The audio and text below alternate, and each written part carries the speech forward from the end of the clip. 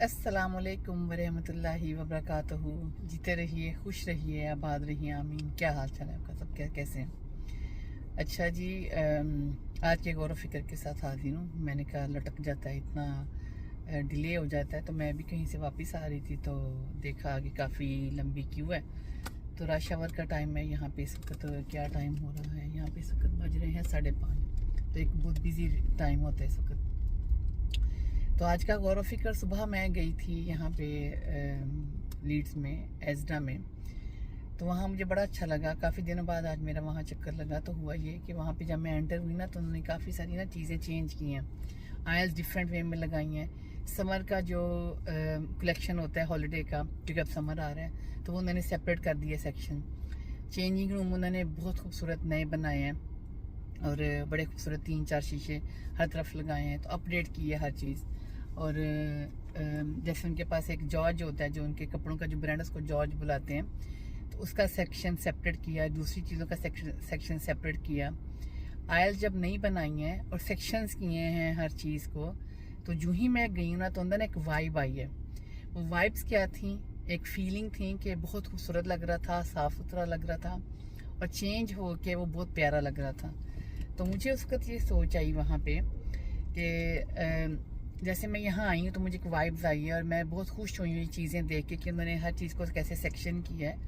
तो ऐसे ही मुझे ये लगा कि हमारी ज़िंदगियों में भी हमें अपने नॉलेज को बढ़ाना पड़ता है और वक्त के साथ चेंज करना पड़ता है और सेक्शंस बनाने पड़ते हैं। ये बात मैं पहले भी बहुत दफ़ा कहती हूँ कि सेक्शन बनाने का मतलब है कि जब मैं बात करी हूँ तो मेरे जो दिमाग है ना, उसमें ये पता होना चाहिए कि मैंने सेक्शन कैसे बनाए हुए हैं। तो कोई फालतू चीज़ अगर किसी सेक्शन में पड़ी है तो मुझे उसको साफ करके निकालने की ज़रूरत है। ये नहीं कि वो वहीं पड़ी हुई है और फिर वहाँ पड़े पड़े वो घुस जाती है, ख़राब हो जाती है। और घुसने का क्या मतलब है कि जब एक थॉट कहीं दिमाग में पड़ी हुई है तो वो दर्द क्रिएट करती है, वो इन्फेक्शन क्रिएट करती है, और मेरी फिज़िकल पेन में वो बाहर आती है। तो इसीलिए हमें अपने माइंड को बहुत खूबसूरत तरीके से साफ़ सुथरा रख के सेक्शन बनाने पड़ते हैं, और कुछ देर के बाद उसकी डीप क्लीनिंग करनी पड़ती है। तो और जो सबसे बड़ी खूबसूरत जो गौर फिक्र था वो ये था कि हमें अपग्रेड करना पड़ता है आज के वक्त के साथ। अपने नॉलेज को, अपनी समझ को, अपनी सोचों को हमें अपग्रेड करना पड़ता है।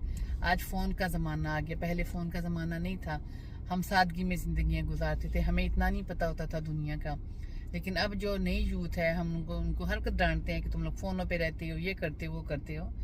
रादर देन ये हम उनको डांटें, हम उनको एक्सप्लेन करें, या हम खुद अपने आप में ये चीज़ डालें कि हम पॉजिटिव कैसे इम्पैक्ट ले सकते हैं टेलीफोन से, और कैसे हम अपने इमोशंस को कंट्रोल कर सकते हैं। तो ये आज का सबक था। अपना बहुत ख्याल रखिएगा कि हम अपने नॉलेज को बढ़ाएं आज के वक्त के साथ, और सबसे बड़ी बात कि हम अपने ऊपर फोकस करें। और ये फोकस आता कैसे है? अगेन जो मुझे समझ आई अपने दीन के साथ मिलके जुड़ के, कि जब तक हम अपने कुरान पाक को पढ़ेंगे नहीं, समझेंगे नहीं, गौर फिक्र नहीं करेंगे, उसके ऊपर अल्फाज जो अल्लाह ताला ने अपने नबी के ज़रिए हमारे ऊपर नाजिल किए हैं, जब तक हम उनको पढ़ के समझेंगे नहीं, आप मुझे बताएं हम अपनी ज़िंदगी कैसे बदल सकते हैं। तो मेरी आप सबसे गुजारिश है कि हमें अल्लाह ताला कुरान पाक को खोल के उसको समझ के पढ़ने की तौफीक दे, हम उसके पीछे जो उसकी हिकमत है उसको समझ पाएँ। तो अपना बहुत ख्याल रखिएगा, और मुझे भी अपनी दुआ में याद रखिएगा कि अल्लाह ताला मुझे भी हिदायत दे कि मैं जो बात कह रही हूँ आप सबसे, क्या मैं उसके ऊपर अमल करती हूँ। तो मैं जब आपसे बात कर रही हूँ तो मेरे बैक ऑफ माइंड में ये बात चल रही होती है कि शबाना, जो तुम बात कह रही हो, क्या तुम उसके ऊपर अमल करती हो? क्या तुम गौर व फिक्र करती हो? तो मैं झूठ नहीं बोलूँगी, किसी वक्त कामयाब हो जाती हूँ, किसी वक्त नहीं भी होती हूँ, स्टिल इंसान हूँ।